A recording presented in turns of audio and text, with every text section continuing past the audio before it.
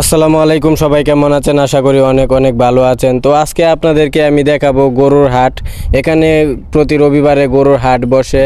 তো আমি কিন্তু গরুর হাটের কাছাকাছি চলে এসেছি।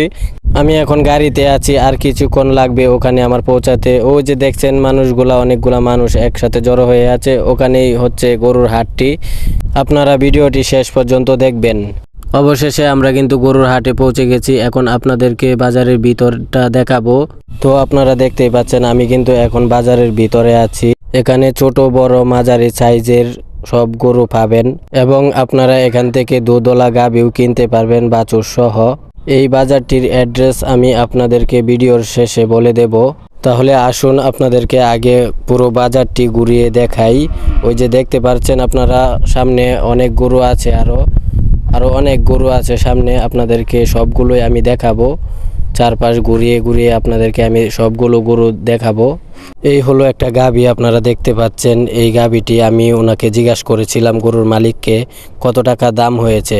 উনি বলছিল যে 60,000 টাকা দাম করছে একজনে, কিন্তু উনি এই দামে এই গাভীটি বিক্রি করবেন না, ওনার হয়তো পোষাবে না, এই জন্য উনি এই গরুটি এই দামে বিক্রি করবেন না।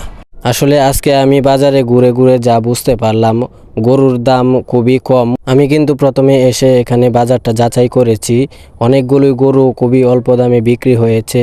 আসলে আজকের এই বাজারে গরু সস্তা হওয়ার কারণটা অনেকে হয়তো বুঝতে পারছেন। যেহেতু এখন বর্ষাকাল, খালে বিলে পানি হয়ে গেছে, যার জন্য গরু ঘাস খেতে পারে না, যার জন্য অনেকের পক্ষে গরু রাখাটা মুশকিল হয়ে গেছে। ঠিক এই কারণেই কিন্তু অনেকেই সস্তায় গরু বিক্রি করে ফেলতেছে। আজকে এই পর্যন্তই। সবাই ভালো থাকবেন, সুস্থ থাকবেন।